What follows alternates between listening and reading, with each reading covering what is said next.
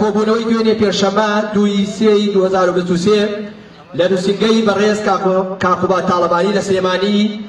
کە لەگەڵ دەستەی سەرپەرشتیارانی ناڕەزایەتیەکانی دەربەنیخانەش ئەنجامدرا بەشداربووان پێکەوە گەشتە ئەم خاڵانەی لای خوارەوە. بەڕێزان ئەم خاڵانە هەر چوارەکەی لە بەرژەوەندی دەربەنیخان و بەڵێنەکە بە دەربەنیخان دراوە. یەکەم کۆمپانیا ڕاپێسەپێدراو بە ناوی ئارکیتێکت ئەمڕۆ بە نووسراوێکی ڕەسمی ئامادەیی کۆمپانیای ناوبراوی دووپات کردەوە بۆ تەمویلکردنی پرۆژەی ئاوی پاکی خواردنەوە بۆ دەربەنیخان بە بڕی 10 ملیۆن دۆلاری ئەمریکی. دوو بۆ سەلماندنی خاڵی یەکەمی ئەم کۆنووسە لەسەر داوای دەستەی سەرپەرشتیاری ناڕەزایەتیەکانی دەربەنیخان و قایمقامی دەربەنیخان پاش پەسەندێتی نووسینگەی بەڕێز قوبات تاڵەبانی کۆمپانیای ئارکیتێکت خەتاب زەمان بە بڕی 10 ملیۆن دۆلاری ئەمریکی دەداتە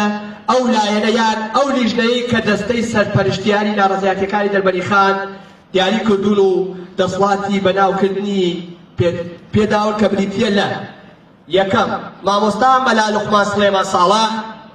دوو پارێزەر حەسەن ئەحمەد محەممەد ئەمین سەرۆکی شارەوانی دەربەنیخان سەر ڕایکارەکەی بەڕێوەبەری ئاوی دەربەنیخان سەر ڕایکارەکەی سلێمان محەممەد سەعید قایمقامی دەربەنیخان. سێ کۆمپانیای ئارکیتێکت لەلایەن نووسینگەی بەڕێز قوبات تاڵەبانی ڕاست پێدراوە بۆ بەردەوامبوون لەسەر نۆژەنکردنەوەی هۆڵی نەشتەرگەری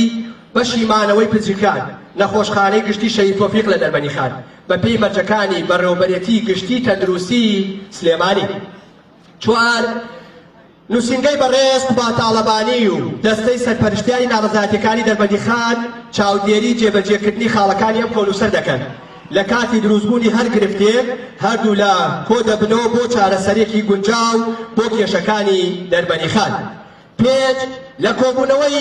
ڕۆژی 14/2/2023 لە کاتی سەردانی مامۆستایانی ئاینی و پیاوەماقوڵان و تێکۆشەرانی قەزای دەربەنیخان بۆ نووسینگەی بەڕێز قوبات تاڵەبانی بڕیا لەسەر زیادکردنی کاتژمێرەکانی کارەبای دەربەنیخان دراوە و بەردەوام دەبێت بە پێی ئەو بەڵێنانەی کە بە دەربەنیخان دراوە.